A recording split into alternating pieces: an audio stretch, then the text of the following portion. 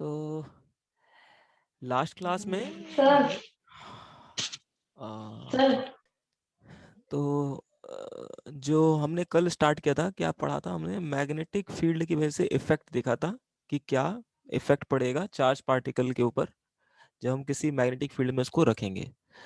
और वहां पे हमने डिस्कस किया था लॉरेंज फोर्स को और मैग्नेटिक फोर्स को, और मैग्नेटिक फोर्स का डायरेक्शन कैसे फाइंड करते हैं।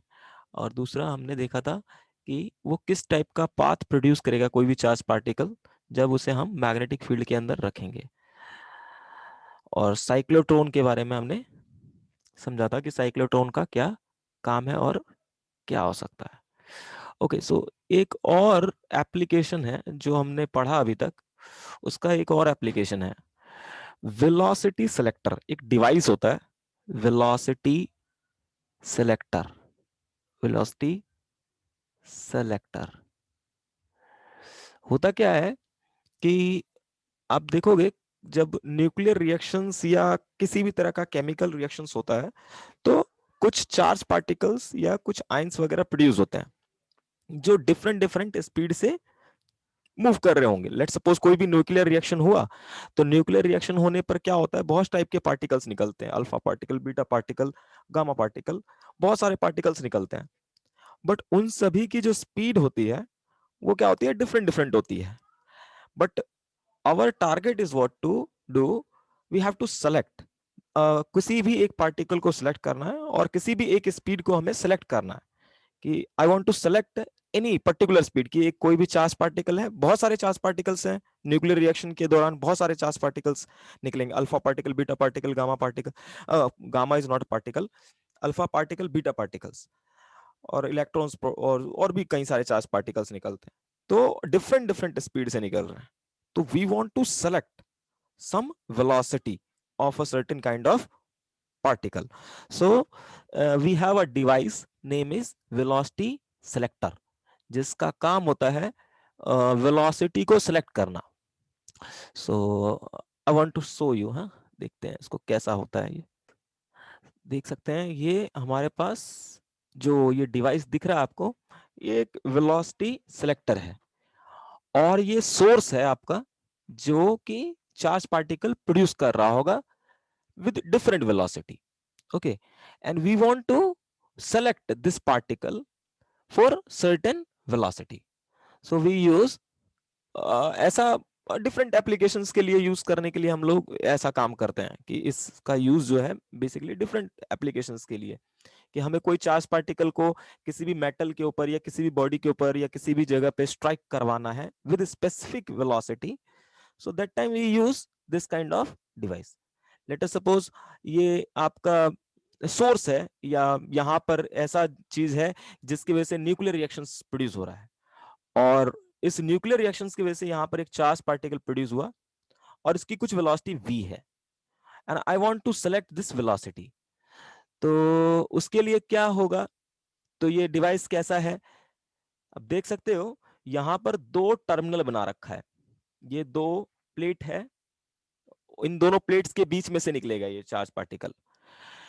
बट ये दोनों प्लेट डिफरेंट पोटेंशियल पे है, मींस ये लोअर पोटेंशियल पे है, ये वाला प्लेट जो है आपका लोअर पोटेंशियल पे है, लोअर पोटेंशियल पे है, और ये वाला हमने लगा दिया हाई पोटेंशियल पे। तो because of the potential difference, because of the potential difference what happen कि इसके बीच में, इस प्लेट के बीच में एक इलेक्ट्रिक फील्ड प्रोड्यूस हो जाएगा ऐसे। और यहां पर जो हम सोर्स यूज कर रहे हैं, we assume that the source is DC.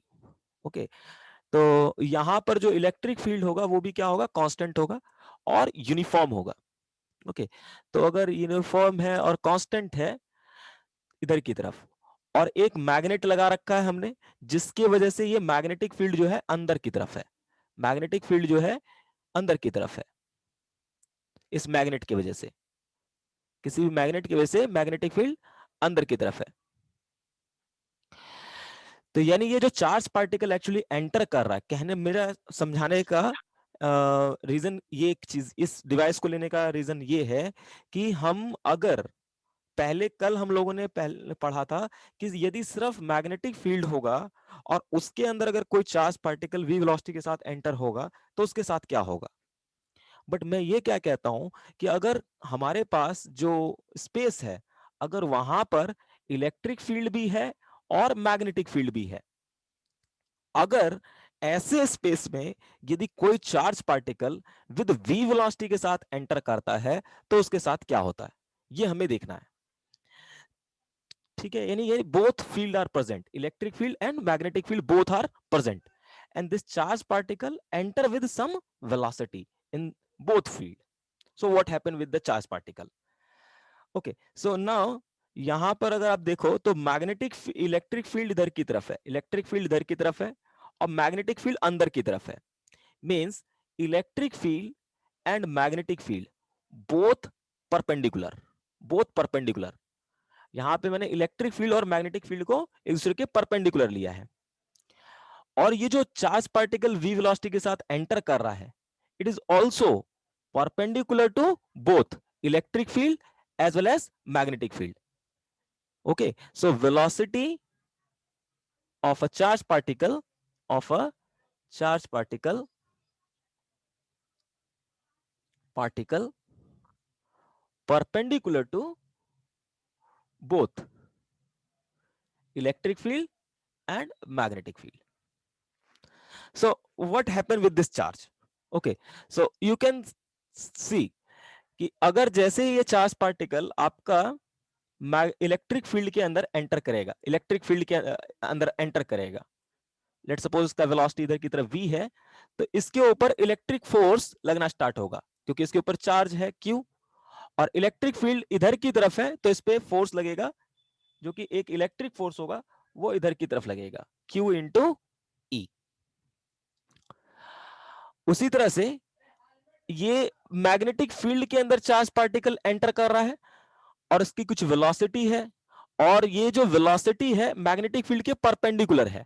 Means magnetic field और वेलोसिटी एक दूसरे के परपेंडिकुलर है, तो इसके ऊपर क्या लगेगा, एक मैग्नेटिक फोर्स लगेगा। कल हम लोगों ने पढ़ा था मैग्नेटिक फोर्स जो किसी भी चार्ज पार्टिकल के ऊपर लगता है वो होता है आपका q v cross B, v cross B. तो इसके पास वेलोसिटी भी है और मैग्नेटिक फील्ड अंदर की तरफ है। अब चूंकि वेलोसिटी और मैग्नेटिक फील्ड एक दूसरे के परपेंडिकुलर है तो मैग्नेटिक फोर्स क्या होगा, मैक्सिमम होगा, मैक्सिमम मैग्नेटिक फोर्स होगा, क्योंकि ये हो जाएगा क्यू वी बी। बट ये किधर की तरफ एक्ट करेगा, इसका डायरेक्शन हमने फाइंड करने का तरीका सीखा था कि हमें सबसे पहले जितने भी फिंगर्स हैं उसको वी डायरेक्शन में रखना है, वी डायरेक्शन में। तो अपने सारे फिंगर्स को हम नीचे की तरफ करेंगे और मैग्नेटिक फील्ड की तरफ घुमाएंगे तो हमारा फिंगर अंदर की तरफ जाएगा, तो थंब जो है हमारा राइट साइड में आएगा, थंब जो है हमारा राइट साइड में आएगा, यानी इसके ऊपर मैग्नेटिक फोर्स इधर की तरफ लग गया। मींस इलेक्ट्रिक फोर्स इधर की तरफ लगा, मैग्नेटिक फोर्स इधर की तरफ लगा। और ये दोनों फोर्स, ये दोनों फोर्स, ये दोनों फोर्स, ये दोनों फोर्स यदि इक्वल हुए, यानी इलेक्ट्रिक फोर्स इक्वल टू हो गया मैग्नेटिक फोर्स के, जो मैक्सिमम मैग्नेटिक फोर्स है उसके, यानी क्यू वी बी के, तो क्या हो जाएगा, जब ये चार्ज पार्टिकल इस रीजन में एंटर करेगा तो इसके ऊपर नेट फोर्स क्या होगा, जीरो। तो जितने वेलोसिटी से ये एंटर करेगा उतने ही वेलोसिटी से ये बाहर की तरफ, इसकी वेलोसिटी चेंज नहीं होगी, इसकी वेलोसिटी चेंज नहीं होगी। वेलोसिटी तभी चेंज होता जब इसके ऊपर नेट फोर्स लग रहा होता, बट नेट फोर्स लग नहीं रहा, इसीलिए इसकी वेलोसिटी कांस्टेंट रहेगी। अब देखो कल हमने ये देखा था कि मैग्नेटिक फोर्स, ये दोनों फोर्सेस जो है ये वेलोसिटी के परपेंडिकुलर डायरेक्शन में है, बट नेट फोर्स अगर जीरो हो गया तो इसका डायरेक्शन नहीं चेंज करेगा। अगर अगर ये बड़ा होता और ये छोटा होता तो नेट फोर्स जीरो नहीं होता, नेट फोर्स इधर की तरफ आता, उस वाले केस में इसकी वेलोसिटी का डायरेक्शन ऐसे हो जाएगा, इसका डायरेक्शन चेंज हो जाएगा। ओके, अगर ये बड़ा होता और ये छोटा होता तो ये इधर की तरफ मूव करना स्टार्ट कर जाता। बट अगर ये दोनों फोर्स बराबर हो गए, कि हमने यहां पर जो बैटरी, हम ये कैसे बराबर करेंगे, ये मैग्नेटिक फोर्स के बराबर ये इलेक्ट्रिक फोर्स कैसे आएगा, ये हमारे कंट्रोल में है। हम यहां पर बैटरी उस टाइप का लगाएंगे कि इतना ये इलेक्ट्रिक फील्ड यहां पर बीच में प्रोड्यूस हो ताकि इसके ऊपर जो इलेक्ट्रिक फोर्स लगे वो मैग्नेटिक फोर्स को बराबर कर दे। अगर ऐसा होता है तो ये सीधे सीधे स्ट्रेट लाइन में मूव करेगा। क्वेश्चन आता है कि जब कोई चार्ज पार्टिकल इलेक्ट्रिक फील्ड और मैग्नेटिक फील्ड दोनों के अंदर ही एंटर कर रहा है और इलेक्ट्रिक फील्ड और मैग्नेटिक फील्ड एक दूसरे के परपेंडिकुलर है, ओके, इलेक्ट्रिक फील्ड और मैग्नेटिक फील्ड एक दूसरे के परपेंडिकुलर है और वेलोसिटी जो है उन दोनों के परपेंडिकुलर है, तो उसका पाथ कैसा होगा? उसका पाथ अनडेविएटेड होगा। अनडेविएटेड होगा मींस उसका वेलोसिटी का डायरेक्शन भी नहीं चेंज करेगा और मैग्नीट्यूड भी नहीं चेंज करेगा। वो तभी पॉसिबल है जब ये दोनों फोर्सेस बराबर हो। मींस जो वेलोसिटी हो चार्ज पार्टिकल का वो कितना हो जाए? वो हो जाए आपका E/B हो जाए। अगर ये देख सकते हो इस चार्ज पार्टिकल का जो वेलोसिटी है वो डिपेंड कर रहा है इलेक्ट्रिक फील्ड के ऊपर और मैग्नेटिक फील्ड के ऊपर। अगर इसका रेशियो E/B का रेशियो, ये अगर स्पीड जो है E/B के बराबर आया तो इसका मतलब इसका पाथ एकदम स्ट्रेट लाइन होगा। ये इंपॉर्टेंट है, ये कंडीशन होना चाहिए। अगर V इक्वल टू E/B हो गया तो पाथ स्ट्रेट लाइन होगा। तो आप देख सकते हैं हम वेलोसिटी सेलेक्ट कर सकते हैं। कैसे सेलेक्ट कर सकते हैं? By changing the magnetic field और इलेक्ट्रिक फील्ड। हम डिफरेंट डिफरेंट टाइप का कॉम्बिनेशन यूज कर सकते हैं। डिफरेंट इलेक्ट्रिक फील्ड लगा करके डिफरेंट वेलोसिटी हम लिख सकते हैं। तो हमें जौन से भी वेलोसिटी चाहिए वो हम क्या कर सकते हैं, यहां से वोल्टेज को चेंज करा करके या फिर मैग्नेटिक फील्ड को चेंज करा करके वो वेलोसिटी को एक्वायर कर सकते हैं। Okay, so this is a what? Velocity selector. Any problem? Hello? No, sir. एक और इंस्ट्रूमेंट है, ये इंस्ट्रूमेंट जो मैं बता रहा हूं इसके ऊपर ये देखो, इस पे क्वेश्चन आएगा कि अगर वेलोसिटी ये है तो बताओ और दोनों ही प्रेजेंट है और इलेक्ट्रिक फील्ड मैग्नेटिक फील्ड एक दूसरे के परपेंडिकुलर है तो पाथ कैसा होगा? बहुत बार क्वेश्चन पूछ चुका है, ठीक है, तो ये थोड़ा ध्यान रखना है ना। एक और आप जब सबसे अभी जब हम मॉडर्न फिजिक्स स्टार्ट करेंगे, मॉडर्न फिजिक्स में पढ़ेंगे कि Thomson is the first man who actually give the information about the electrons, and also he calculate the ratio of charge on electron divided by mass of electrons, means ratio of charge by mass of electrons, that is given by Thomson. So how Thomson, Thomas or Thomson, I don't know, Thomas कोई था, ठीक है, so how this main important उसका application है, how we can calculate, suppose we have any charge particle and I want to calculate the ratio of charge by mass, so how we can calculate? Okay, so that scientist actually use both field, electric field and magnetic field, to calculate the ratio of charge by mass ratio. So I want to show you that setup again. So we are going to discuss Thomas experiment. Thomas experiment, ये modern physics में बहुत जरूरत पड़ेगा हमें इसका, Thomas experiment. तो वो उसने क्या किया ये एक्सपेरिमेंट में, अगेन यू कैन सी ये जो पूरा सेटअप है, ये पहले बात तो इसने ऐसा ट्यूब कंसीडर किया, ऐसा ट्यूब कंसीडर किया जो कंप्लीटली वैक्यूम है, मींस मतलब कहीं पे भी कोई भी, मींस यहां पर कोई भी पार्टिसिपेटिंग गैस नहीं है, कोई भी गैस नहीं है, यानी इनर्ट है पूरा सब कुछ, मतलब यहां पर कुछ भी नहीं है। Okay, just complete vacuum, but it is very difficult to acquire that. Okay, also this experiment is very useful. Okay, मैं आगे और बताऊंगा जब मॉडर्न फिजिक्स पढ़ाऊंगा, तो उस टाइम पर एक और एक्सपेरिमेंट था, ठीक है, तो वो उस चीज के लिए यूज किया जाता है।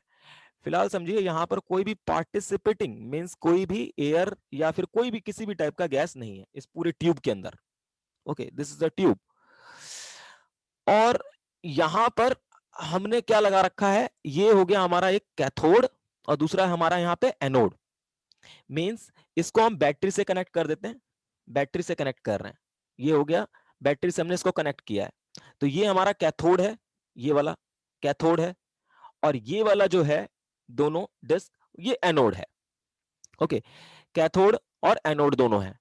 इसका मेनली काम क्या होता है, इलेक्ट्रॉन्स या कोई भी चार्ज, अगर उस टाइम पर एक्चुअली क्या था कि हम यहाँ पे पोटेंशियल डिफरेंस को वेरी कराएंगे, इसकी वजह से क्या होगा, यहाँ पे जो इलेक्ट्रॉन्स है, मान लो कोई भी charge particle, late us suppose, suppose हमारे पास ये, मैं ये कहता हूं कि ये हो गया यहाँ का, इस पॉइंट का पोटेंशियल, इस पॉइंट का पोटेंशियल लेट सपोज 10 वोल्ट है, और इस पॉइंट का पोटेंशियल सपोज 0 वोल्ट है, ये V1 है, ये V2 है, और मैंने एक इलेक्ट्रॉन्स को यहां पे रख दिया, तो इसके ऊपर फोर्स लगेगा और इलेक्ट्रॉन जो है हाई पोटेंशियल से लो पोटेंशियल की तरफ जाएगा, मींस इसकी पोटेंशियल एनर्जी घटेगी।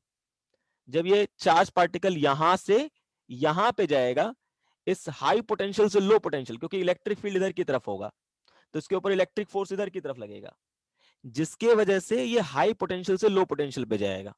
तो जब ये हाई पोटेंशियल से लो पोटेंशियल पे जाएगा, तो उसकी पोटेंशियल एनर्जी घटेगी, पोटेंशियल एनर्जी घटेगी, मींस ये जब इलेक्ट्रॉन्स आप कह सकते हो कोई पॉजिटिव चार्ज है, क्योंकि ये नेगेटिव चार्ज नहीं है, पॉजिटिव चार्ज है, तो ये हाई पोटेंशियल से लो पोटेंशियल पे जाएगा।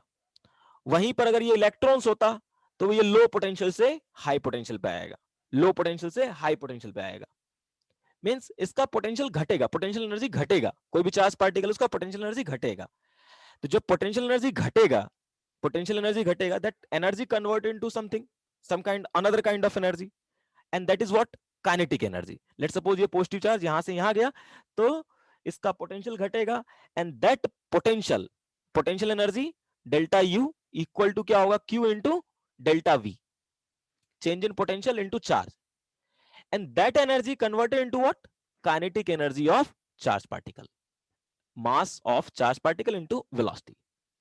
तो बेसिकली उसने उस एक्सपेरिमेंट में क्या किया, हमने कैथोड और एनोड बनाया, इसके बीच में वैक्यूम है, इसमें मान उस टाइम पे उसने मान लिया इलेक्ट्रॉन्स है, कोई छोटा सा पार्टिकल है, तो ये इस छोटे से पार्टिकल को एक्सेलरेट कराया, इस छोटे से पार्टिकल को एक्सेलरेट कराया, कैसे कि यहां पे पोटेंशियल डिफरेंस लगा करके, पोटेंशियल डिफरेंस जैसे ही लगा, तो पोटेंशियल डिफरेंस की वजह से ये चार्ज पार्टिकल मूव करने लग गया, और इसका पोटेंशियल एनर्जी काइनेटिक एनर्जी में कन्वर्ट हो गया। तो जितना ज्यादा पोटेंशियल आप यहां पे अप्लाई करोगे, उतना ज्यादा ही यहां पे आपको काइनेटिक एनर्जी मिलेगा। ओके, सो नाउ ये आपका इलेक्ट्रॉन्स ये हो गया, और कैथोड जो है, ये जो कैथोड है that emit actually negative charge particle, so यहां से इलेक्ट्रॉन्स यहां पे जाएगा हाई पोटेंशियल पे, low to high potential with some velocity, जैसे यहां पे पहुंचा इसके पास काइनेटिक एनर्जी है v वेलोसिटी। अब हमने यहां पे वैक्यूम रखा हुआ है पूरी जगह पे, तो इस इलेक्ट्रॉन्स या चार्ज पार्टिकल का किसी अदर पार्टिकल के साथ कोलिजन नहीं होगा। अगर यहां पे वैक्यूम नहीं होता, तो होगा क्या कि उस चार्ज पार्टिकल का कोलिजन हो जाएगा किसी और पार्टिकल के साथ, जिसकी वजह से उसकी काइनेटिक एनर्जी लॉस हो जाएगी। बट वी डोंट वांट, हम नहीं चाहते कि इस इलेक्ट्रॉन्स यहां से जो भी निकलेगा चार्ज पार्टिकल, यहां से वैसे नेगेटिव चार्ज पार्टिकल निकलेगा, तो उस नेगेटिव चार्ज पार्टिकल की काइनेटिक एनर्जी घटे ना, और वो घटेगी तब नहीं जब वो किसी के साथ टकराएगा नहीं। ओके, सो नाउ यहां से चार्ज पार्टिकल निकला with some velocity, and that velocity is equal to 1 by half with some kinetic energy that is 1 by half mv square। तो जैसे ही इस वेलोसिटी से निकलेगा, आप देख सकते हो ये स्ट्रेट लाइन बनाया है, कि means this charge particle actually moving in straight line. How that is possible? ये पॉसिबल तभी हो सकता था, अगर ये तभी पॉसिबल हो सकता है, कोई भी चार्ज पार्टिकल स्ट्रेट लाइन में, एक ही लाइन में तभी मूव कर सकता है जब आप क्या करो, दोनों ही फील्ड लगाओ, इलेक्ट्रिक फील्ड भी लगाओ और मैग्नेटिक फील्ड भी लगाओ, इलेक्ट्रिक फील्ड भी लगाओ और मैग्नेटिक फील्ड भी लगाओ, तभी कोई charge particle, electron gun, this is actually electron beam और electron gun will move, electron gun जो बहुत सारे टाइप के चीजों मैं आपको बताता हूं इलेक्ट्रॉन गन का क्या काम है। फिलहाल समझो कि कोई भी चार्ज पार्टिकल तभी मूव करेगा स्ट्रेट लाइन में जब हम इलेक्ट्रिक फील्ड और मैग्नेटिक फील्ड दोनों ही अप्लाई करेंगे। अब वो कैसे अप्लाई किया, और वो दोनों ही एक दूसरे के परपेंडिकुलर होना चाहिए, तभी स्ट्रेट लाइन में मूव करेगा, और नेट फोर्स उस चार्ज पार्टिकल पे 0 हो जाएगा। ये अभी हमने कुछ देर पहले देखा। तो यहां पे इसने क्या किया, एक और प्लेट लिया, ऊपर में एक नीचे में प्लेट लगाया, इसका पोटेंशियल लो रखा, इसका ऊपर वाले का पोटेंशियल हाई रखा, जिसकी वजह से यहां पर इलेक्ट्रिक फील्ड इस डायरेक्शन में क्रिएट हुआ है।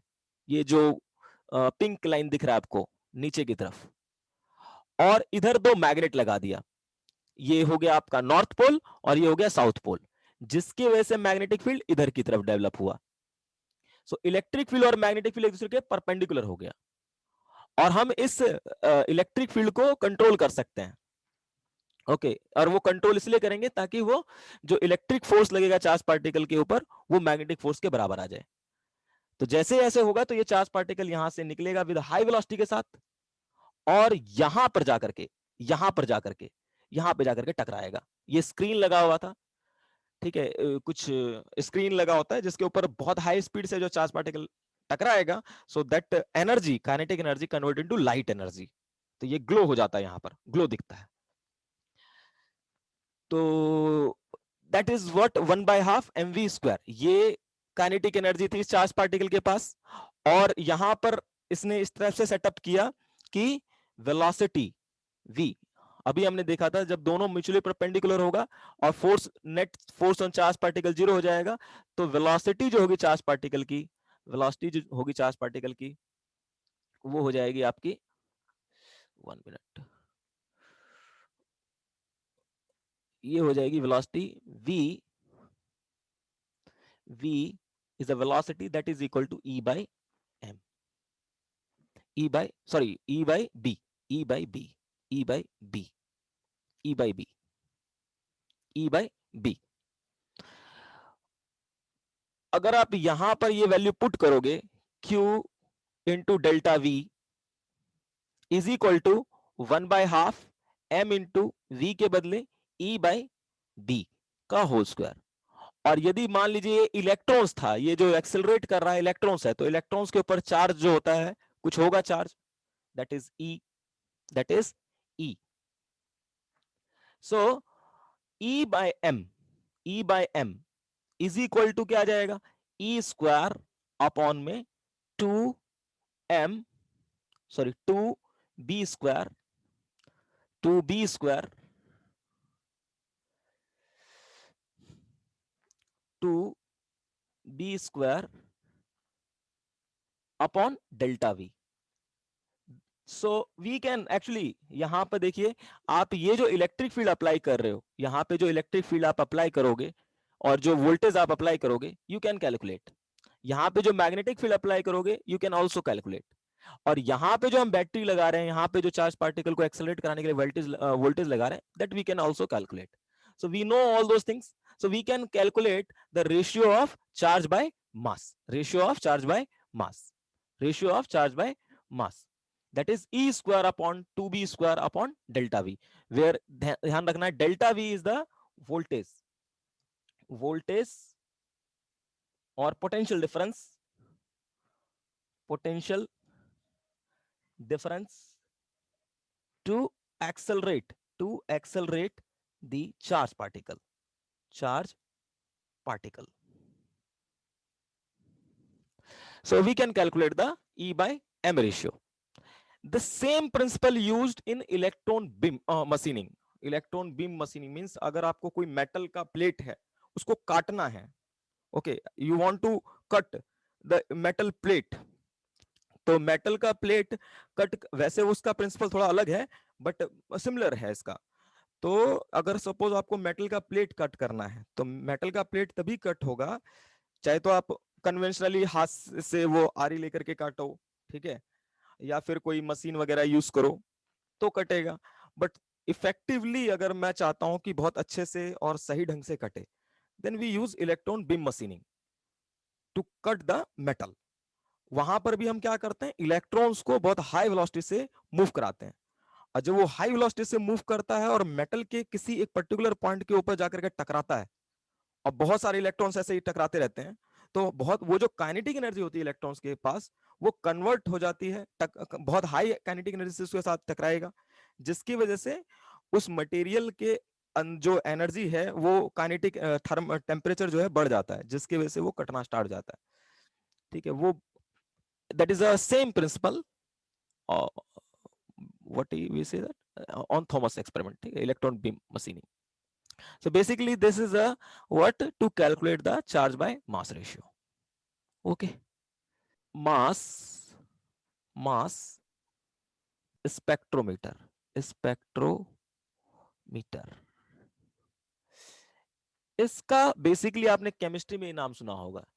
इस इंस्ट्रूमेंट का बेसिकली क्या होता है काम, कि हमें किसी भी चार्ज पार्टिकल का या कोई भी आयन है या कोई भी मॉलिक्यूल है या एटम है, उसका मुझे मास कैलकुलेट करना है।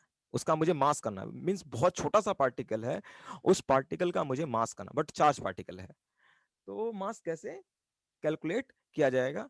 And that is actually measured by some kind of device which is called mass spectrometer, mass spectrometer. And the principle almost similar. इस इंस्ट्रूमेंट का जो प्रिंसिपल है almost similar to the Thomson experiment. Okay, so that is what mass spectrometer. मैं आपको इसका setup दिखा देता हूं।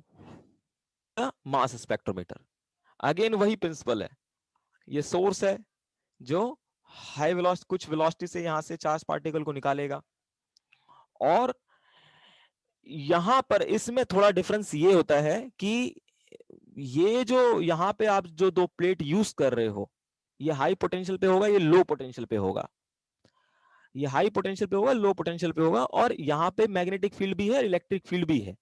तो ये चार्ज पार्टिकल स्ट्रेट लाइन में मूव करेगा, और जब ये इस प्लेट से निकलेगा, यहां से जैसे निकला, तो उसके बाद यहां पर कहीं पे भी इलेक्ट्रिक फील्ड नहीं है, यहां पे कहीं पे भी इलेक्ट्रिक फील्ड नहीं है, बट सिर्फ मैग्नेटिक फील्ड प्रेजेंट है। तो जैसे यहां से चार्ज पार्टिकल निकलेगा, यहां से जैसे चार्ज पार्टिकल ये निकला, जैसे चार्ज पार्टिकल निकला, तो होगा क्या, ये सिर्फ मैग्नेटिक फील्ड के अंदर एंटर करेगा कुछ वेलोसिटी v के साथ। और हमें पता है जब सिर्फ मैग्नेटिक फील्ड प्रेजेंट हो, तो charge particle that actually goes into circular motion, so it follow circular path. और इसका जो रेडियस होता है r, हम लोगों ने देखा था r इक्वल टू क्या था, mv/qb आई थिंक। तो ये जो रेडियस है, यू कैन से दिस रेडियस, ये जो रेडियस होगा डिपेंड करेगा मास के ऊपर। r is directly proportional to mass. तो जैसे यहां से चार्ज पार्टिकल निकला, मान लो एक पार्टिकल का मास m1 है, एक पार्टिकल का मास m2 है। एक पार्टिकल का मास यहां पर m1 था, और एक पार्टिकल का मास, जो दूसरा पार्टिकल यहां से निकला, उसका मास m2 है। तो जिसका मास ज्यादा होगा, जिसका मास ज्यादा होगा, उसका जो रेडियस होगा, यहां पे डिटेक्टर लगा होता है जो कि इस रेडियस को मेजर करता है, उसका रेडियस क्या होगा, ज्यादा होगा। अगर जिसका रेडियस ज्यादा आ रहा है, इसका मतलब वो वाला पार्टिकल, उसका मास क्या है, ज्यादा है। अगर आप ये रेडियस कैलकुलेट कर लो, ये मैग्नेटिक फील्ड आपको पता है, और ये वेलोसिटी आप कैलकुलेट कर ही सकते हो, सब कुछ आपको पता है, you can calculate the mass of the particle. So that is what is mass spectrometer.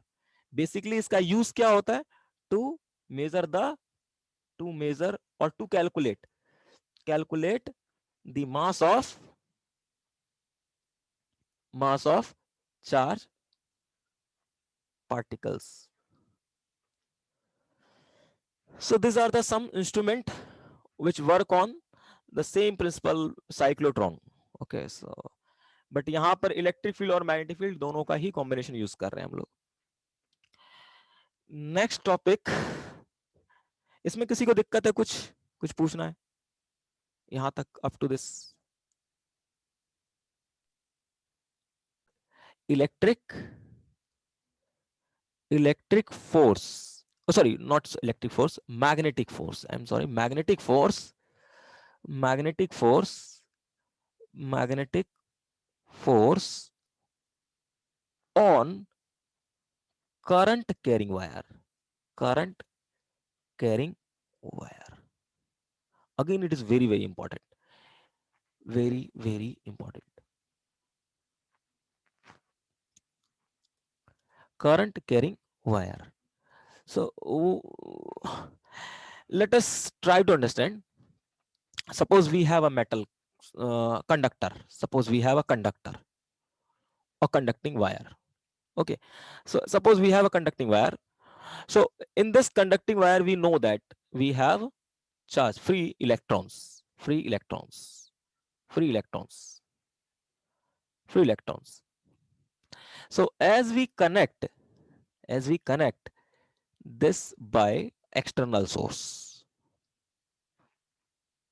If we connect this by external source by voltage V, so we know that this electrons get some speed which is called drift speed in this direction. Oh sorry, not यहां से ऐसे करके ये सब move करने लग जाएंगे with velocity vd, due to which what happen, there will be a current in the conductor I, from high to low potential, current high to low, और electron will move from low to high.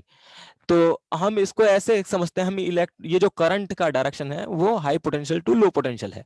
हम मान लेते हैं electrons नहीं move कर रहा, कोई positive charge होगा वो हाई टू, उसके एनालॉगस हम मान सकते हैं क्योंकि electrons low to high move कर रहा है, तो इलेक्ट्रॉन जो है वो करंट के अपोजिट डायरेक्शन में मूव करता है. तो करंट के डायरेक्शन में क्या मूव कर रहा होगा, कोई पॉजिटिव चार्ज मूव कर रहा होगा, imaginary, I am just considering imaginary positive charge. Let us try to understand, I am considering imaginary positive charge. ठीक है, इमेजिनरी पॉजिटिव चार्ज होता है एक्चुअली में इलेक्ट्रॉन्स है, बट आई एज्यूम दैट कि अगर करंट है इसका मतलब इस कंडक्टर के अंदर पॉजिटिव चार्ज मूव कर रहा होगा. एज्यूम, आई एम एज्यूमिंग कि करंट इधर की तरफ जा रहा है, इसका मतलब इसके अंदर पॉजिटिव चार्ज मूव कर रहा होगा with some velocity, but electrons move करता है. I am assuming because okay. Now our task is to do what, कि मैं क्या करता हूं, इसे एक मैग्नेटिक फील्ड में, अब मैं इस डॉट का क्रॉस का मतलब हमें पता है कि साउथ पोल जो होगा वो अंदर की तरफ होगा, नॉर्थ पोल बाहर की तरफ होगा, मैग्नेट. ओके, सो मैग्नेट लगा दिया जिसकी वजह से ये मैग्नेटिक फील्ड आ गया, मैग्नेटिक फील्ड. और जो मैग्नेटिक फील्ड यहां पे यूज कर रहा हूं मैं, यूनिफॉर्म मैग्नेटिक फील्ड यूज कर रहा हूं ऐसे करके, यूनिफॉर्म मैग्नेटिक फील्ड. तो जैसे ही आप देखोगे यूनिफॉर्म मैग्नेटिक फील्ड में ये चार्ज पार्टिकल मूव करेगा.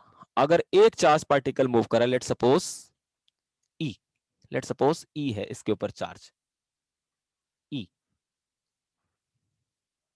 तो इसके ऊपर जो फोर्स लगेगा, हमने देखा था कोई भी चार्ज पार्टिकल यदि मैग्नेटिक फील्ड में मूव करता है तो उसके ऊपर मैग्नेटिक फोर्स लगता है. तो मैग्नेटिक फोर्स कैसे निकालोगे, वेलोसिटी इधर की तरफ है, वेलोसिटी जो है इस तरफ है, तो सारे फिंगर्स हम इस तरफ रखेंगे, और मैग्नेटिक फील्ड अंदर की तरफ है, मैग्नेटिक फील्ड अंदर की तरफ है, तो घुमाएंगे अपने हाथ को अंदर की तरफ, चारों फिंगर्स को अंदर की तरफ, तो मैग्नेटिक फोर्स जो आएगा वो कुछ इस डायरेक्शन में आएगा, नीचे की तरफ. सो this is the magnetic force acting on one charge particle, acting on one charge particle, acting only on one charge particle. But we know that there is a number of charge particle, बहुत सारे charge particle होंगे जो यहां से move कर रहे होंगे, बहुत सारे चार्ज पार्टिकल होंगे, एक चार्ज पार्टिकल नहीं होगा, बहुत सारा चार्ज पार्टिकल होगा. Let us consider the length of the conductor is L. L is the length of the conductor, length of the conductor, length of the conductor, and A is the area of cross section, A is the area of cross section of this conductor. तो अगर मैं एक charge particle को देखूं तो on single charge particle there will be a force, magnetic force, that is equal to F I, एक charge particle के ऊपर वो क्या होगा, E charge on the particle into V is the speed of the charge particle which is VD, into में magnetic field B. So this is the magnetic force acting on one charge particle. But let us suppose there will be n number of charge particle, n number of charge particle moving through it. Okay, so अगर एक के ऊपर इतना force लग रहा है तो n number of charge particle पे फोर्स लग जाएगा n. n is the total, n is what, total number of charge, total number of charge.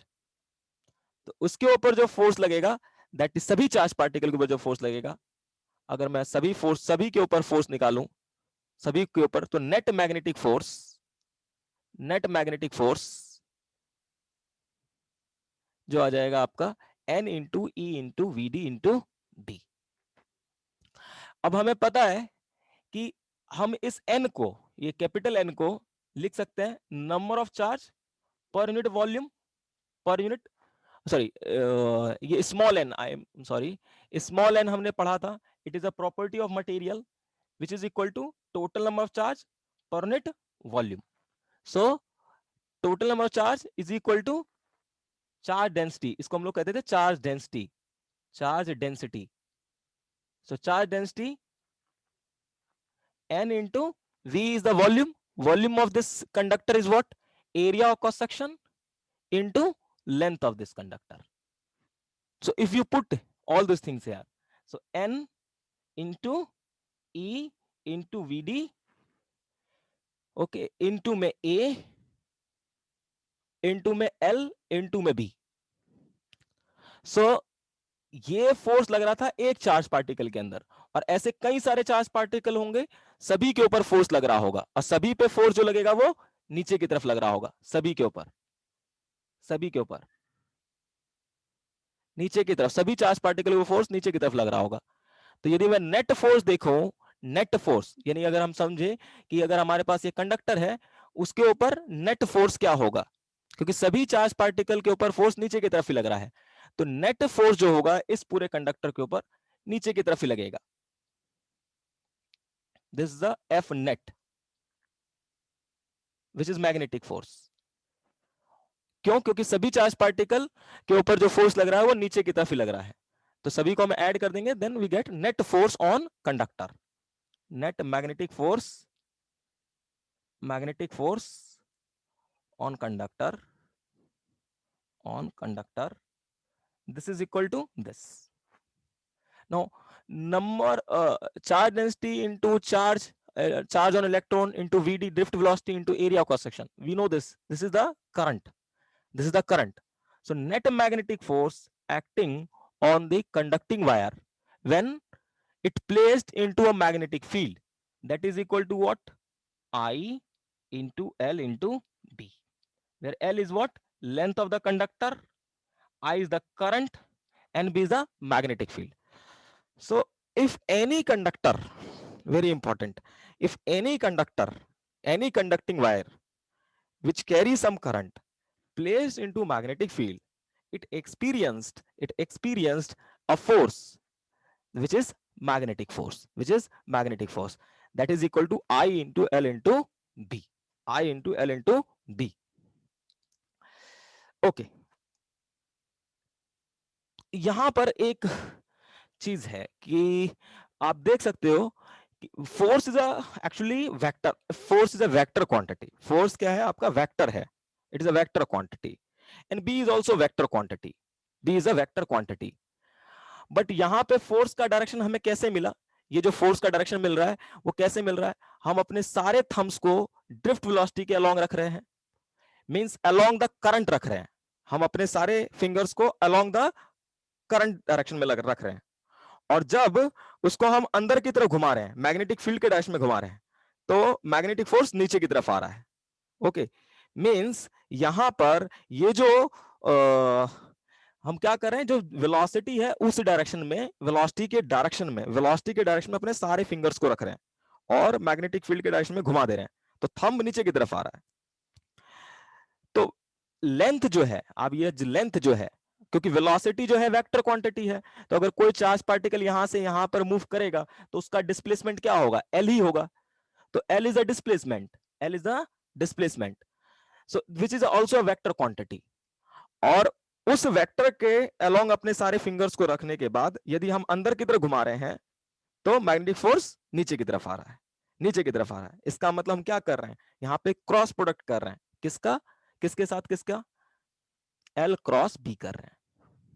Means you can say Fm is equal to in vector form, that is current into the wire, wire के अंदर जो current है I into L is a displacement vector. It is very important. Displacement vector means charge particle कितना displaced हुआ. That charge particle displaced L. So L vector cross B vector. L cross B. So how you can find the direction of magnetic force acting on conducting wire? Conducting wire, कोई भी wire है जिसके अंदर current flow कर रहा है, so you have to put all finger along the current, put all finger along the direction of current, direction of current, and rotate toward B. This give direction. Then thumb give direction of magnetic force, Fm. Okay, so we can say I into L cross B. But इस वाले case में मैं क्या कह रहा हूं, I into L into B. क्यों? क्योंकि यहां पे देख सकते हो कि ये जो वेलोसिटी है चार्ज पार्टिकल का, और यू कैन से एल वेक्टर, जो एल वेक्टर है, एल वेक्टर वो इधर की तरफ था और मैग्नेटिक फील्ड अंदर की तरफ था, दोनों एक दूसरे के परपेंडिकुलर है. इसीलिए जो मैग्नेटिक फोर्स लग रहा है इस वायर के ऊपर वो मैक्सिमम लग रहा है. Means you can say maximum magnetic force is equal to I into L into B. वो तभी होगा जब जब आपका कोई कंडक्टिंग वायर मैग्नेटिक फील्ड में प्लेस्ड है बट मैग्नेटिक फील्ड के परपेंडिकुलर वाले प्लेन में, तो उसके ऊपर जो फोर्स लगेगा ये आपका I इंटू एल बी होगा.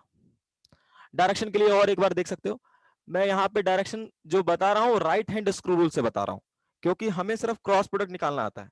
मैं कोई और मेथड नहीं बता रहा, ना फ्लेविंग लेफ्ट राइट कुछ नहीं.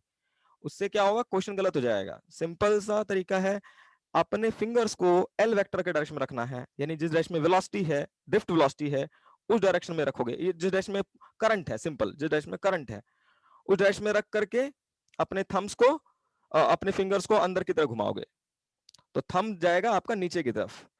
तो ये जो डायरेक्शन है वो आपको मैग्नेटिक फोर्स का डायरेक्शन देगा. Let us try by the some picture.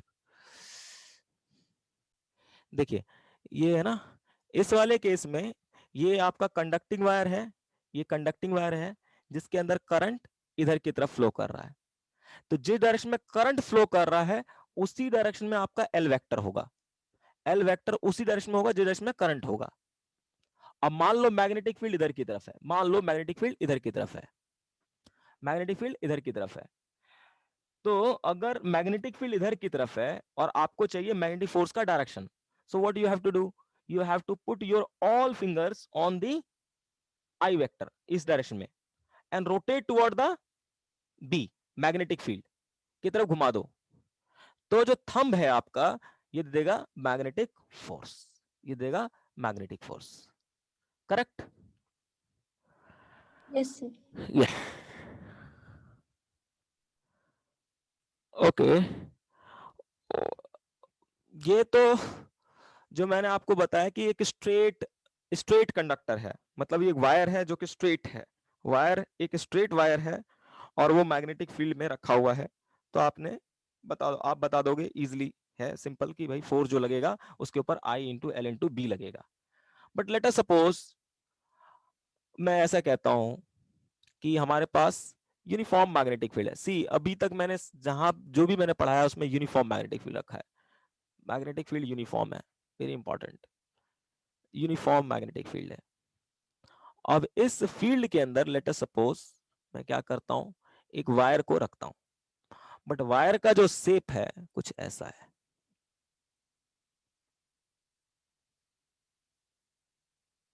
ठीक है, ये ए पॉइंट, ये पॉइंट बी हो गया और इसके अंदर करंट फ्लो कर रहा है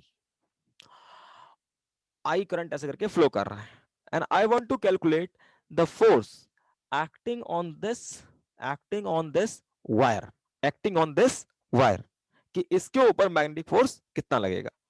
अब स्ट्रेट वायर था तो हमने सिंपल कर दिया आई इंटू एल क्रॉस बी कर दिया. तो यहां पर कैसे निकालेंगे मैग्नेटिक फोर्स इस वाले सिचुएशन में, कोई बताओगे? जो अभी मैंने पढ़ाया है उसी उसी उसी नॉलेज को यूज करो तो आ जाएगा आंसर. जो होता है वो I into I L cross B होता है ना, और Yes. एल डिस्प्लेसमेंट वेक्टर होता है, तो बी से ए तक का डिस्प्लेसमेंट चाहिए हमें। Very good, very good, yes yes, very good.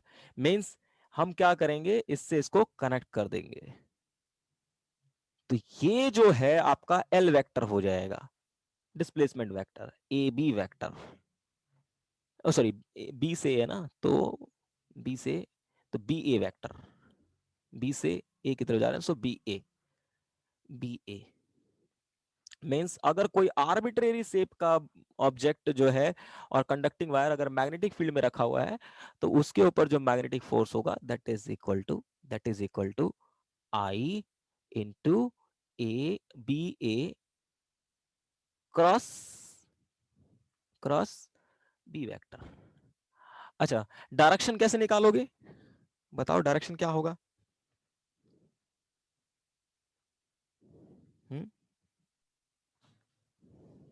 L की तरफ फिंगर रख के और बी की तरफ रोटेट कर यस देंगे। Yes, A B A vector की तरफ अपने सारे फिंगर्स को रखो और अंदर की तरफ घुमा दो, मैग्नेटिक फील्ड अंदर की तरफ है, तो थंब देखो आपका ऊपर की तरफ जा रहा होगा इस डायरेक्शन में, तो इस डायरेक्शन में क्या होगा, मैग्नेटिक फोर्स होगा। हम यहां पे किसी पे नहीं बनाएंगे, हम बनाएंगे मैग्नेटिक फोर्स इस लाइन के ऊपर। So this is the net magnetic force acting on this conducting wire. Okay,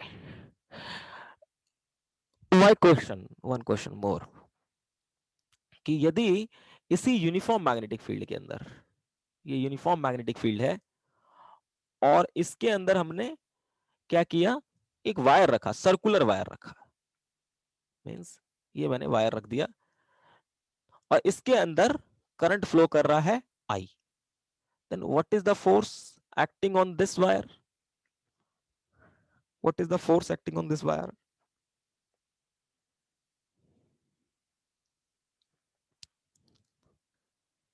you can give the answer, जो भी बताया उसी को देख करके। Yes,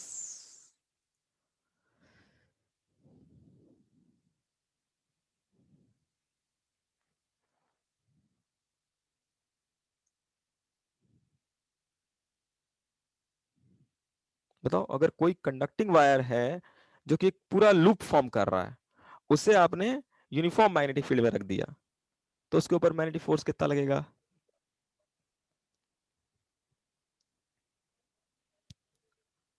zero. Zero. Why? Displacement zero होगा। यस, अभी बताया है कि इसमें इनिशियल, सपोज ये पॉइंट मान लिया आपने और यही इसका फाइनल पॉइंट होगा। डिस्प्लेसमेंट मतलब what, shortest distance initial and final point, so initial और फाइनल पॉइंट सेम ही आएगा, सो इस वाले केस में बी ए वेक्टर जीरो होगा, इसका मतलब इस वाले केस में मैग्नेटिक फोर्स जीरो होगा।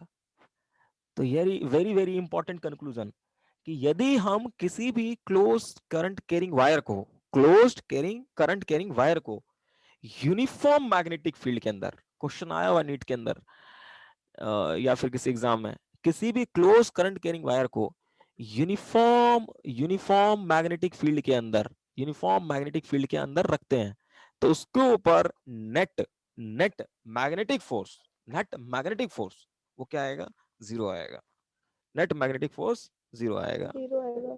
Yes, so so this is the magnetic force. Yes, next is what, magnetic torque. Next topic is magnetic torque. Magnetic torque, magnetic torque, see one minute, मैं आपको ये दिखाता हूँ इलेक्ट्रिक टॉर्क, मैग्नेटिक टॉर्क कैसे निकालते हैं। So just insert सम now magnetic torque. अच्छा, magnetic torque को समझने से पहले एक क्वांटिटी समझो, ठीक है, मैं इसको समझाता हूँ, उससे पहले आप एक क्वांटिटी समझो जिसका नाम है मैग्नेटिक डाइपोल। जैसे हम लोग इलेक्ट्रिक डाइपोल पढ़ा था, वैसे ही क्या होता है आपका एक क्वांटिटी होता है मैग्नेटिक डाइपोल, और बहुत इंपॉर्टेंट है, क्योंकि आगे जो हम मैग्नेटिक प्रॉपर्टी ऑफ मटेरियल पढ़ेंगे कि पैरामैग्नेटिक मटेरियल क्या होता है, डायमैग्नेटिक मटेरियल क्या होता है, फेरोमैग्नेटिक मटेरियल क्या होता है, ये जो भी प्रॉपर्टी है ये इसी कॉन्सेप्ट के ऊपर डिपेंड करेगा। तो मैग्नेटिक डाइपोल का मतलब क्या है कि सपोज कि आपके पास कोई भी करंट कैरिंग वायर है, लेट्स सपोज कोई भी करंट कैरिंग वायर मैंने बनाया है, ये करंट कैरिंग वायर है, ये करंट कैरिंग वायर है जिसके अंदर करंट फ्लो कर रहा है आई. सो it is actually what form a dipole. It form a dipole. Dipole. अच्छा, डाइपोल से मतलब क्या है? Dipole, dipole means there should be a two pole, there should be two pole. But what kind of pole? Because we are dealing here, मैंने नाम दिया magnetic dipole. So we have two dipole. But what kind of dipole? Magnetic dipole. Same to same जैसे हम लोग electric dipole में पढ़ते थे. So what is that electric dipole? एक माइनस क्यू चार्ज होता था, एक प्लस क्यू चार्ज होता था, ये कुछ डिस्टेंस पे सेपरेट होता था. So that form what? Electric dipole.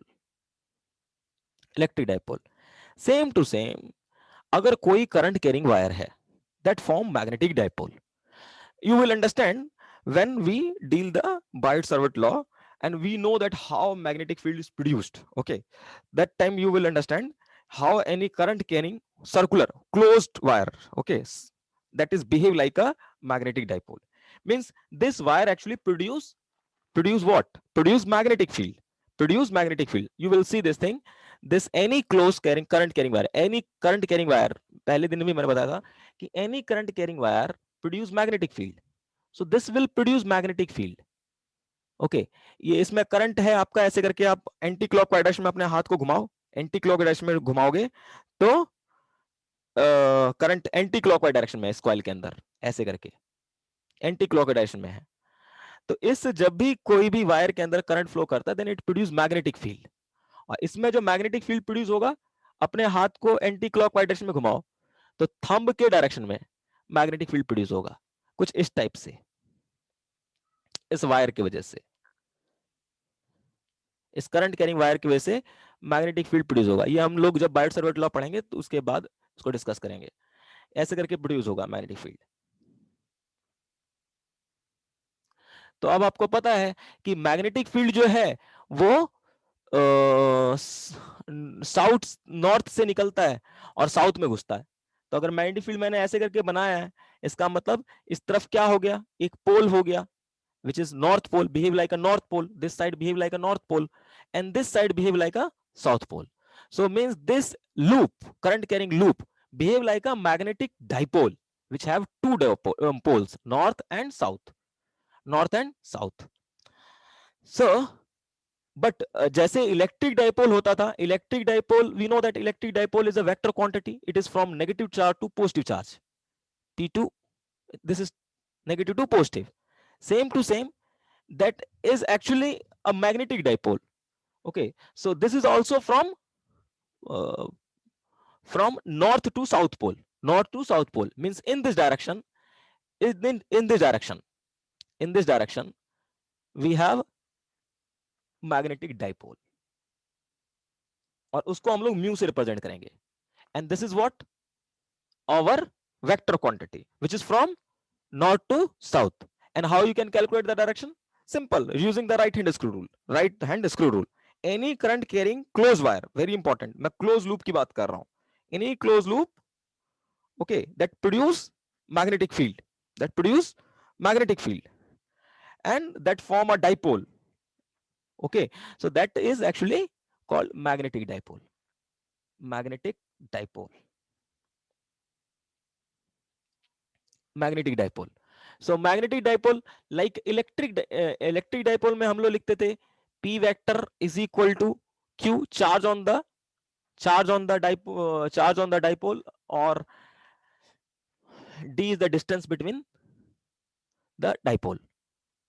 आगे हम जब पढ़ेंगे मैग्नेटिक प्रॉपर्टी ऑफ मटेरियल पढ़ाऊंगा तो मैं आपको बताऊंगा पोल का कुछ स्ट्रेंथ होता है, that is called pole strength. But यहां पर मैं सिंपल ये इस फॉर्म में नहीं लिख रहा हूं, ये बाद में हम इस फॉर्म में लिखेंगे.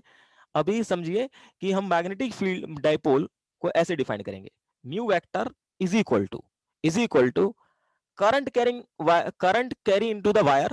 Let's suppose I is the current which is carrying into the wire into area vector. Means what is the area vector? We know that area is a have both magnitude as well direction, so it is a vector. So the a vector is along which direction? Along the mu vector. इस ये जो आपका area है, this is the area, ये जो loop, that loop form a certain kind of surface. Okay, this loop form a certain kind of surface. This surface have some direction along the normal direction. So in this direction what we have? Electric dipole. So this surface have a normal which is along the magnetic dipole. If it this loop carry a current I. So this is what? Magnetic dipole, I into A vector. Correct? Yes, sir. Yes. Now I am going to extend this concept. Okay, I'm going to extend this concept. Okay, so let us suppose, जैसे कि हमने अभी देखा कि अगर हम uniform magnetic field के अंदर अगर हम क्या रख देते हैं, किसी करंट कैरिंग वायर को रख देते हैं यूनिफॉर्म मैग्नेटिक फील्ड के अंदर, करंट कैरिंग वायर के, बट वो क्लोज लूप फॉर्म कर रहा है, that form close loop means इसका इनिशियल और फाइनल पॉइंट सेम हो जाएगा, then magnetic force acting on this loop is zero. But remember, uniform, very important, uniform magnetic field होना चाहिए. अगर नॉन यूनिफॉर्म मैग्नेटिक फील्ड हुआ, अगर if non uniform magnetic field हुआ, non uniform, then magnetic force is not zero. This is not equal to zero. So any closed loop is placed in uniform magnetic field. Then what happen? Then net force acting, that net magnetic force is acting zero. But it does not mean that it have no motion. हम जैसे net magnetic force, किसी भी force अगर net force zero हो गया मतलब translate नहीं करेगा. Okay, now we have to see then what happen. अगर फोर्स जीरो नहीं है तो फिर क्या चीज होगा? So let us try to understand. Suppose by this figure, okay, this is the loop, this is, you can see this is the loop, this is the loop which carry current I. This is a current, carry a current I. Okay, this is the loop carry current I, and this is placed into magnetic field which is in upward direction. इस direction में आपका magnetic field है, ऊपर की तरफ ऐसे करके magnetic field है, ऐसे करके मैग्नेटिक फील्ड है, and that magnetic field is uniform. This magnetic field is uniform, this magnetic field is uniform. Current ऐसे करके कैरी कर रहा है, करंट ऐसे करके कैरी कर रहा है, यू करके. So I am going to calculate the force acting on each arm of this loop. मतलब हर एक आर्म के लेंथ, मान लो इसका जो लेंथ है ये b है और ये लेंथ जो है a है, तो इन सभी एंड के ऊपर कितना फोर्स लग रहा है, इस सभी एंड के ऊपर कितना फोर्स लग रहा है हम लोग वो कैलकुलेट करेंगे. तो अब देखिए मैग्नेटिक फील्ड जो है वो सिंपल सा समझिए, मैग्नेटिक, जैसे अगर आप इसी चीज को इसमें देखो, ऐसे करके देखो, ऐसे करके देखो, तो मैग्नेटिक फील्ड जो है वो ऊपर की तरफ है और करंट इसके अंदर ऐसे करके फ्लो कर रहा है.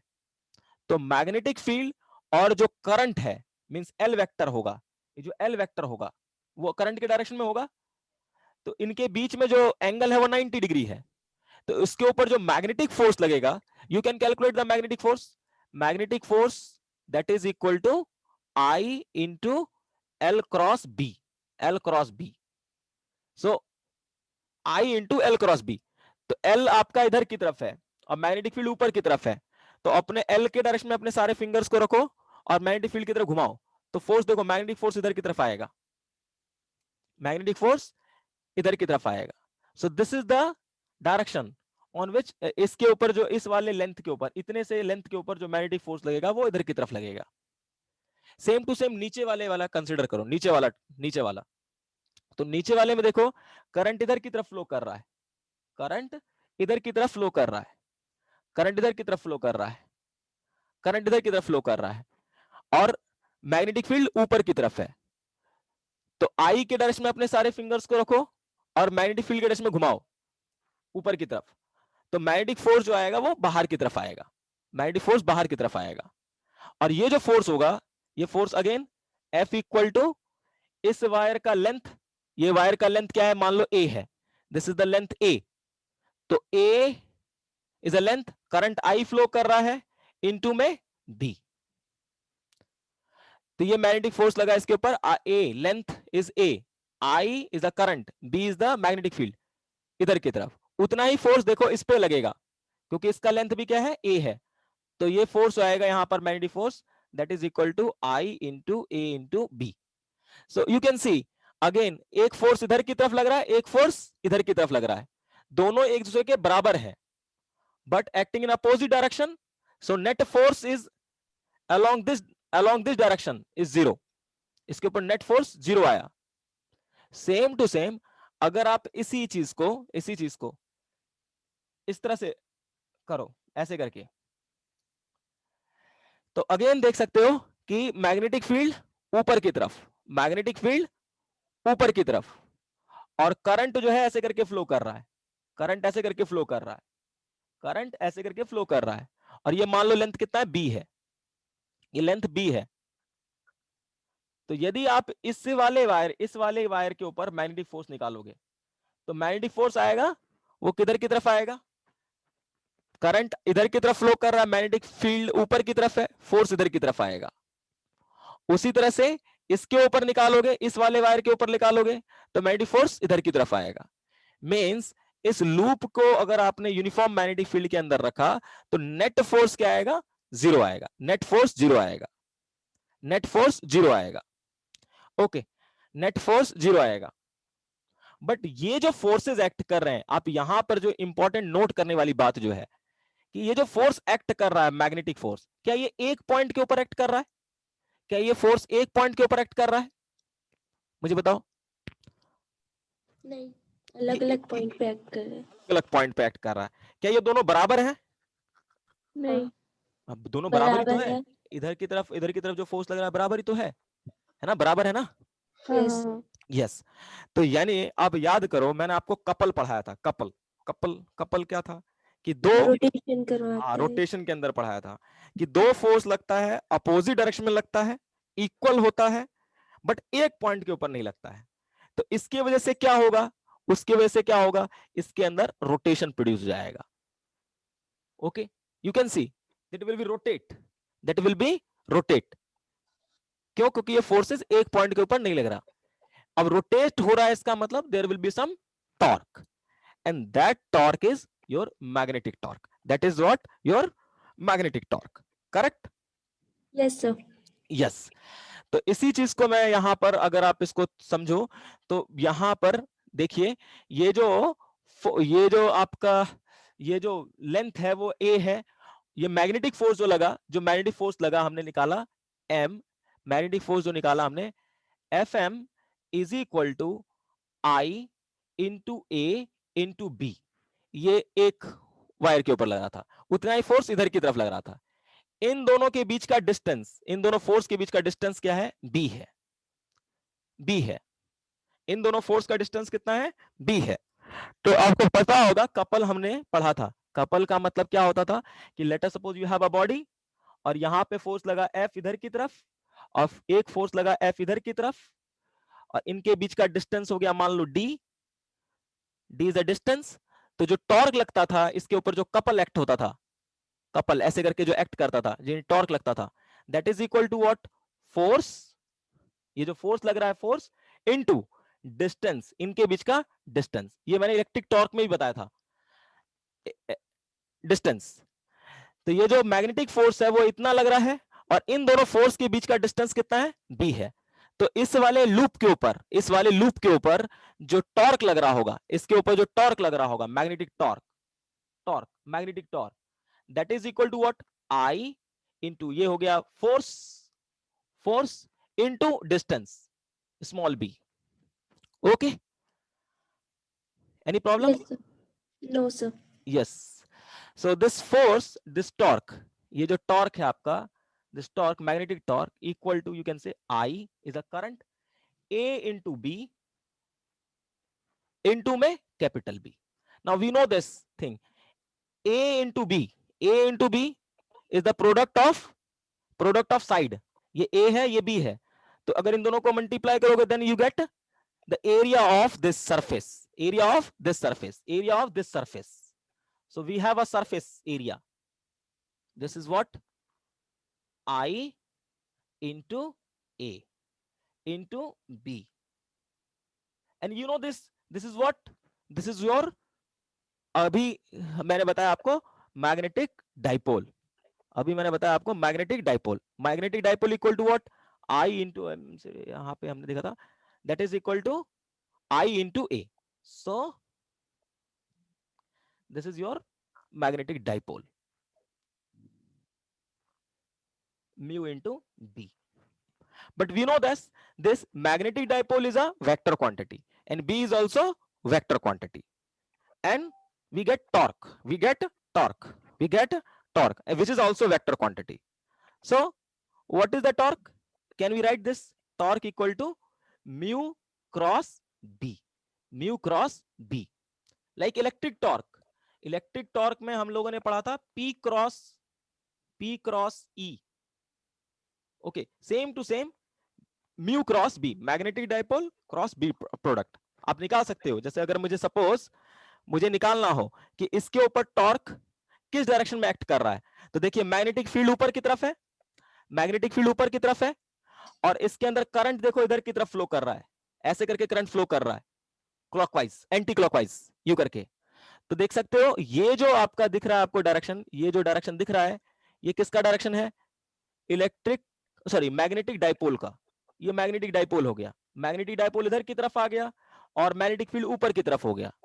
तो यदि आप म्यू पे हाथ रखो, म्यू पे यानी अपने सारे फिंगर्स को इधर की तरफ रखो और इसको रोटेट करो मैग्नेटिक फील्ड के डायरेक्शन में, सो थंब देखो आपका इधर की तरफ आएगा, इस डायरेक्शन में टॉर्क लगेगा यू. करेक्ट. सारे फिंगर्स को म्यू पे पहले हाथ रखना है और बी की तरफ घुमाना है. देख सकते हैं ये घूमेगा भी लूप ऐसे करके. So torque is acting in this way. So we can say torque equal to mu cross B, mu cross B. This is what magnetic torque. So what is the conclusion? Conclusion is what कि यदि हम uniform magnetic field के अंदर, uniform very important, अगर हम uniform magnetic field के अंदर अगर हम किसी भी करंट कैरिंग वायर को रखते हैं, यूनिफॉर्म मैग्नेटिक फील्ड के अंदर किसी भी करंट कैरिंग वायर को रखते हैं, तो उसके ऊपर नेट मैग्नेटिक फोर्स क्या होता है? Zero. Means no translation, no translation, translation will not occur. But if you placed this loop or any current carrying loop into uniform magnetic field, that experience a torque, magnetic torque, a magnetic torque, due to which what happen? This coil will get rotate, this coil will get rotate, this coil will get rotate. So in a uniform magnetic field, so you can summarize this thing, very important conclusion. So in uniform magnetic field, in uniform magnetic field, net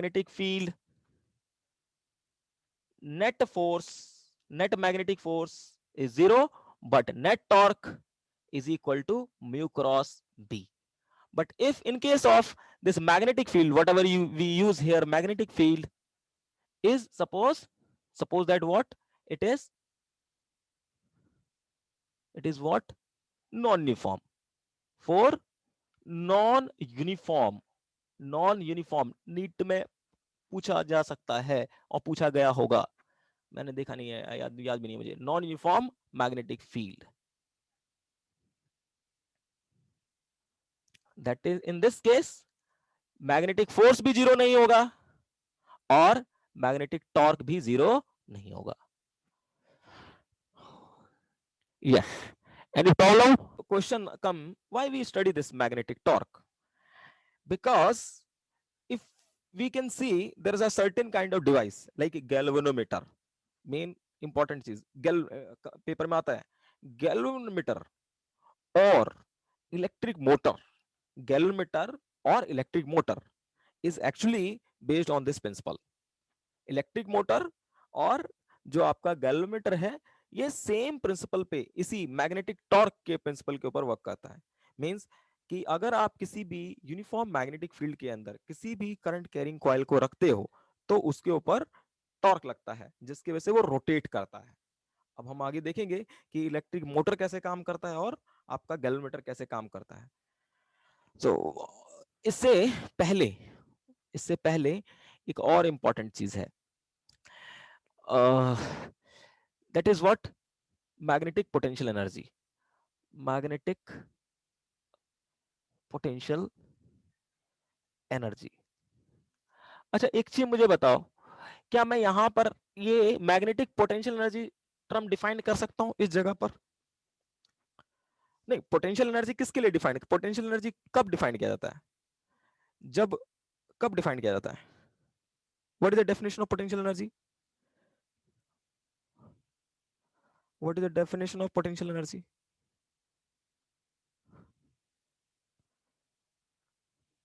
hello?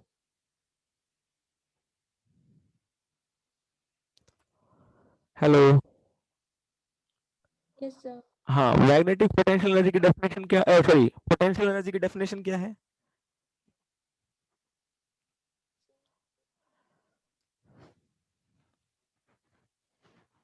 Position में change आते तो, हम्म, या फिर height. कोई और? Work done due to internal conservative force, work done due to internal conservative force, internal conservative force is a magnetic energy, it is what, potential energy. हाँ yes sir. yes, but यहां पर जो force है या जो field है जिसके अंदर कोई भी चीज मूव करेगा, that should be what, conservative. Conservative. But as we discuss in the starting of the chapter, magnetic field is actually maybe both non-conservative or conservative. So here magnetic field is non-conservative. Actually, it is non-conservative. It is non-conservative, not a conservative here. Can you explain how magnetic field is non-conservative here?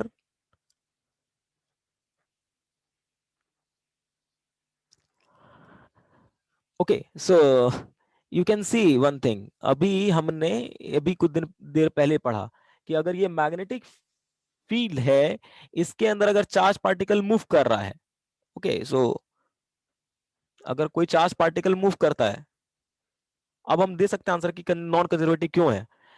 कि अगर कोई charge particle move करता है, मान लो v velocity से move कर रहा है, तो इसके ऊपर जो फोर्स लगता है मैग्नेटिक फोर्स, वो इसके परपेंडिकुलर डायरेक्शन में लगता है, और इस फोर्स की वजह से कोई वर्क नहीं होगा, कोई भी वर्क नहीं होगा, इस मैग्नेटिक फोर्स की वजह से कोई भी वर्क नहीं होने वाला। अच्छा, कोई वर्क ही नहीं होगा तो क्या पोटेंशियल एनर्जी और क्या आप पोटेंशियल एनर्जी डिफाइन करोगे? Okay, because this force is perpendicular to the velocity, okay, so we can not define actually here potential energy, we can not able to define the potential energy because this field behave like a non conservative force. So same to same, अभी तक मैंने कुछ ऐसा situation नहीं बताया जहां पर आपको बताऊं कि मैग्नेटिक फील्ड जो है वो कंजर्वेटिव है। बट जब हम मैग्नेटिज्म को डिस्कस करेंगे, जब हम बाइट-सावर्त लॉ वगैरह पढ़ लेंगे, तब हम देखेंगे कि मैग्नेटिक फील्ड में B conservative. Okay, Gauss law of magnetism के बाद, तो वहां पर तब मैं आपको मैग्नेटिक पोटेंशियल एनर्जी बताऊंगा। बट फिलहाल अभी हम मैग्नेटिक पोटेंशियल एनर्जी डिफाइन नहीं कर सकते, क्योंकि हम जो अभी फील्ड देख रहे हैं ये अभी नॉन कंजर्वेटिव है। अब हम देखेंगे कि ये कंजर्वेटिव कैसे बिहेव होता है, तो उस टाइम पर हम इसको डिफाइन करेंगे। Okay, so the next topic is what, है ना, ये मैग्नेटिक इमेज रेजोनेंसिंग है। इसमें होता क्या है कि एक्चुअली में जो भी आप ये देखोगे कि कोई भी पेशेंट वगैरह होता है ना, तो उसको हम क्या करते हैं, जिसका मतलब हमें एमआरआई निकालना है ना, वो एक्चुअली जो क्या खास करके जब खासकर दिमाग उमाग का किसी का लोचा होता है ना, तो उसका किया जाता है एमआरआई वगैरह। तो वो एक्चुअली में होता क्या है कि उसको मैग्नेटिक फील्ड, जिस भी जगह का आपको ये जानना है कि क्या प्रॉब्लम हो रहा है, उस भी बॉडी को, उस पोर्शन को क्या करते हैं हम लोग, उस मशीन के अंदर डाल देते हैं। और उसमें एक्चुअली क्या होता है कि अ, जो आपका ये क्या कहते हैं इसका नाम, लेट्स सपोज मैग्नेटिक फील्ड होता है, ठीक है। तो जब आपका वो पोर्शन, जो भी पोर्शन आपका जाएगा, तो हमारे बॉडी में क्या होता है, का पानी होता है, वाटर होता है, and water have some what molecules, hydrogen like molecules. तो वो क्या करेगा, जब कोई, अभी हमने सिंपल सा जो कॉन्सेप्ट सीखा कि अगर कोई भी चार्ज पार्टिकल, अगर कोई भी चार्ज पार्टिकल या कोई भी करंट कैरिंग वायर है, that form magnetic dipole, that form magnetic dipole, that form magnetic dipole. Same to same यहां पर हमारे बॉडी में काफी सारे मॉलिक्यूल्स एटम्स वगैरह जो भी होंगे, एक्चुअली में क्या होगा, इतना ज्यादा डीप में नहीं जाना है, सिंपल सा है कि जो भी एटम्स मॉलिक्यूल्स हैं वो सभी के सभी क्या कर रहे होते हैं, वो आपका किसी एक पर्टिकुलर लूप के अंदर घूमेगा। तो जब चार्ज पार्टिकल किसी लूप के अंदर घूमेगा then it carry some current, that it carry some current, है ना। Suppose electron is actually revolving in a circle, means it have some current. जैसे कि अगर मैं यहां पे कहूं, यहां पे अगर मैं कहूं ये इलेक्ट्रॉन्स है, so this electron suppose move into a circle, so when it move into circle means इस के अंदर करंट होगा इस लूप के अंदर, बट अपोजिट डायरेक्शन में। अगर इलेक्ट्रॉन्स इधर की तरफ मूव कर रहा है तो करंट, इलेक्ट्रॉन्स डायरेक्शन में मूव कर रहा है तो करंट इधर की तरफ होगा, यू करके। And due to which what happen, this produce this produce magnetic dipole, this produce magnetic dipole. Magnetic dipole का मतलब है, हमने समझा कि that produce magnetic field, actually this loop actually produce magnetic field. But at suppose हमारे body के अंदर बहुत टाइप के मॉलिक्यूल्स और एटम्स हैं, और दैट ऑल रिवॉल्व, बहुत सारे पार्टिकल्स हैं, हाइड्रोजन पार्टिकल्स हैं, so that all actually revolve, okay. जो भी इलेक्ट्रॉन्स और प्रोटॉन्स होंगे किसी भी एटम, हाइड्रोजन ही एटम मान लो, पानी है उसका हाइड्रोजन एटम है, उसका खुद एक तो न्यूक्लियस अपने एक्सेस के ऊपर स्पिन करता है, और दूसरा इलेक्ट्रॉन जो है उसके अंदर, उसके चारों ओर, न्यूक्लियस के चारों ओर घूमता है।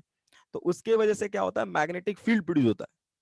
और वो मैग्नेटिक फील्ड अलग अलग फ्रीक्वेंसी पे, क्योंकि इसमें जो इलेक्ट्रॉन्स मूव करेगा उसकी कुछ वेलोसिटी होगी, और इस इलेक्ट्रॉन्स की वेलोसिटी के ऊपर डिपेंड करेगा, we know that I equal to N into E into we D into A. तो अलग, अगर इलेक्ट्रॉन्स की वेलोसिटी अलग अलग हुई अलग अलग एटम्स के अंदर, तो करंट भी क्या होगा, अलग अलग होगा, जिसकी वजह से इसमें इस लूप की वजह से जो मैग्नेटिक फील्ड प्रोड्यूस हो रहा होगा, जो मैग्नेटिक फील्ड प्रोड्यूस हो रहा होगा वो भी अलग अलग फ्रीक्वेंसी का प्रोड्यूस हो रहा होगा, अलग अलग वैल्यू प्रोड्यूस हो रही होगी, और अलग अलग टाइम पे प्रोड्यूस हो रहा होगा। तो उस फ्रीक्वेंसी को मशीन की फ्रीक्वेंसी के साथ मैच करा के देख लेते हैं, और उसके हिसाब से हम वो इंफॉर्मेशन इंटरप्रेट कर लेते हैं कि हाँ भाई यहाँ पे क्या प्रॉब्लम है, यहाँ पे क्या प्रॉब्लम है। So that is what MRI। So we will discuss next thing in next class. B, ये है ए बी, और ये आपका हो गया बी सी। तो इसका लेंथ दे रखा है 3 सेंटीमीटर, और इसका लेंथ रखा है 4 centimetre. And according from the law, what Ohm's law, resistance of a wire is equal to rho resistivity of the wire into length of the wire divided by area of cross section of the wire, because area of cross section of the wire of all wire are same, and also this all wire made from same material, so rho and a are same for all material. So you can say resistance of the wires is actually directly proportional to length of the wire. So if I'm saying that the length, resistance of this wire is R1, this is R2, resistance of this wire is R3. So R, if you take the ratio, R1 is to R2 is to R3. So this is equal to what? It is directly proportional to the length. So this is comes to be 5 is to 3 is to 4 is to 4. So if I am saying that, इसका मतलब क्या होगा कि how we can write R1, और suppose मैं ये कहता हूं कि मुझे R1 लिखना है और R2 लिखना है, तो क्या करें, लेट सपोज मैं ये क्या कर देता हूं, यहां पर R1 इक्वल टू मान लेता हूं 5x, और R2 इक्वल टू मान लेता हूं 3x, और R3 इक्वल टू मान लेता हूं 4x। तो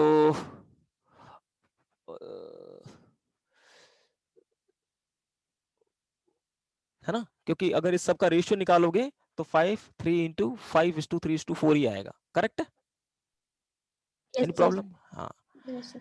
अब ए और बी के बीच में मान लो मुझे ये मुझे इक्विवेलेंट रेजिस्टेंस फाइंड करना है ए और बी के बीच में, तो मैं क्या करूंगा, सिंपल इसको समझो, तो ये ऐसे हो गया, ये ये ए और बी हो गया, ये एक वायर जो है रेजिस्टेंस की तरह काम करने लग गया, ये एक दूसरा वायर है, ये भी एक रेजिस्टेंस की तरह काम कर, ए सी रेजिस्टेंस की तरह काम करने लग गया, बी सी ये भी रेजिस्टेंस की तरह काम करने लग गया, और मुझे इसके बीच में इक्विवेलेंट रेजिस्टेंस फाइंड करना है। तो आई एम कनेक्टिंग बैटरी, ये हो गया पॉइंट ए और ये पॉइंट हो गया सी।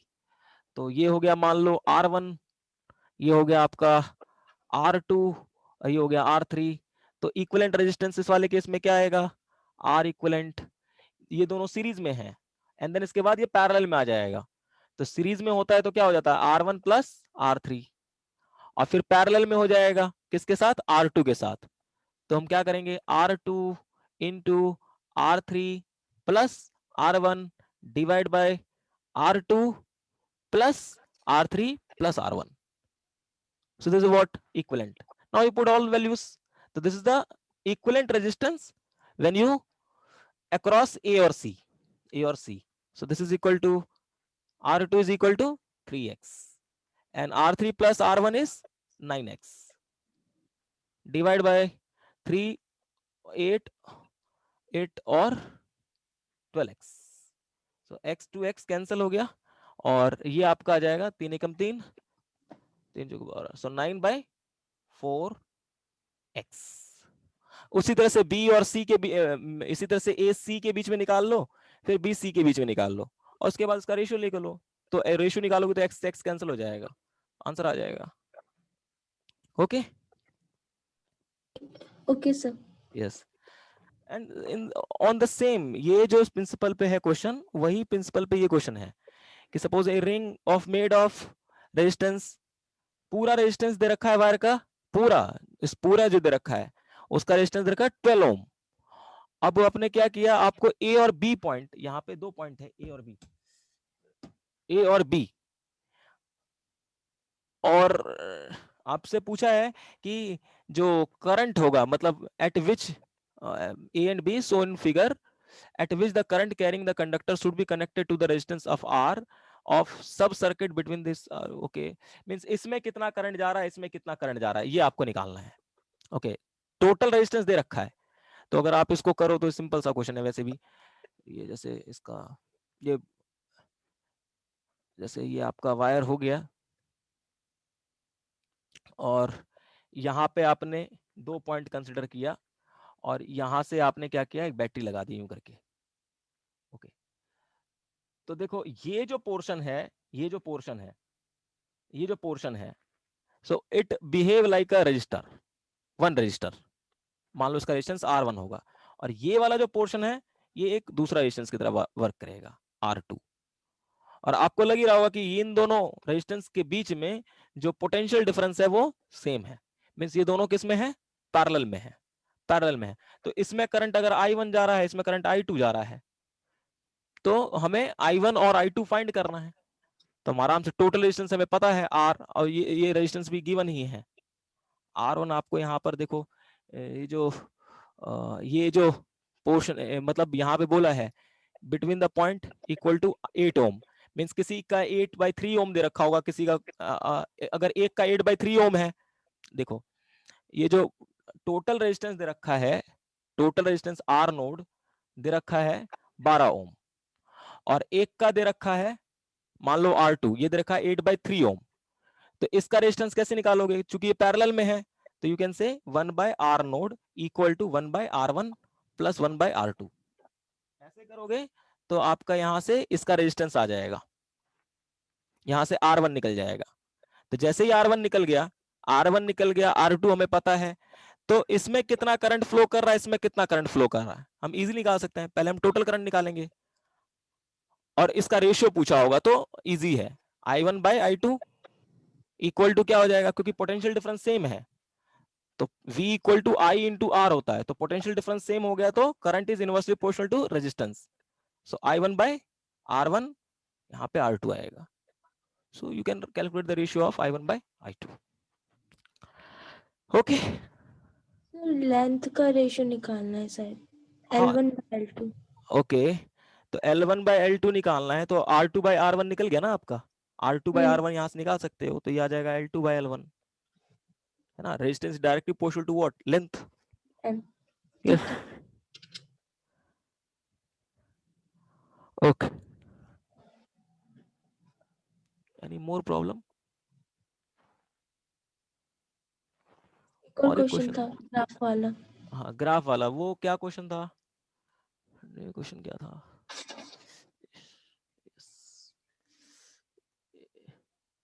वो भी नीट में ही क्वेश्चन पूछा है कि इसमें ये पूछा क्वेश्चन में क्या कि देखो कि यहाँ पे आपके पास एक रेजिस्टेंस है R, इसको यदि आप एक बैटरी से लगा देते हो,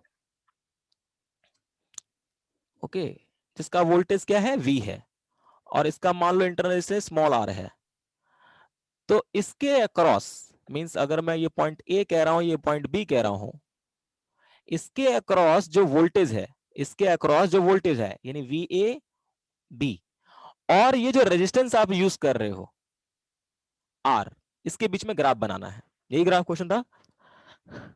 यस सर। हाँ, तो अब यहाँ पे सोचो अगर आप V वोल्टेज लगाते हो, इंटरनल रेजिस्टर इस बैटरी का R है, तो इसमें करंट कितना फ्लो करेगा I is equal to voltage कितना है V, टोटल रेजिस्टेंस कितना हो जाएगा R बाय स्मॉल r, इसके अक्रॉस जो वोल्टेज होगा VAB, क्या होगा, इसमें करंट कितना फ्लो कर रहा है I, रेजिस्टेंस कितना है R, तो इसके अक्रॉस वोल्टेज कितना आया I into R, so this is V R by R plus small r, so this is equal to what, V upon, अगर R से डिवाइड कर दो तो 1 upon R by capital R। तो you can see as R is increase, R अगर increase करेगा, R अगर increase करेगा तो ये टर्म क्या करेगा, पूरा घटेगा, ये पूरा टर्म घटेगा, इसका मतलब ओवरऑल क्या होगा, वोल्टेज बढ़ेगा।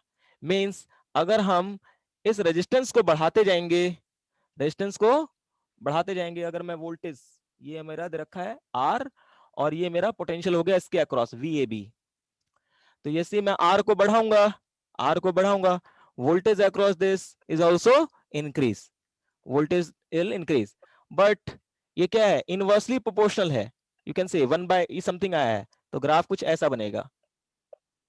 अगर R इक्वल टू 0 पुट करोगे, if you put R equal to 0, so something by 0 is infinity और समथिंग बाय इंफिनिटी इज 0, तो at R equal to 0 voltage is 0, अगर यहाँ रेजिस्टेंस 0 होता वोल्टेज ड्रॉप 0 होता, बट जैसे जैसे रेजिस्टेंस बढ़ाते जाओगे वोल्टेज बढ़ता जाएगा, but up to certain limit. So this is the answer. Correct? Yes sir.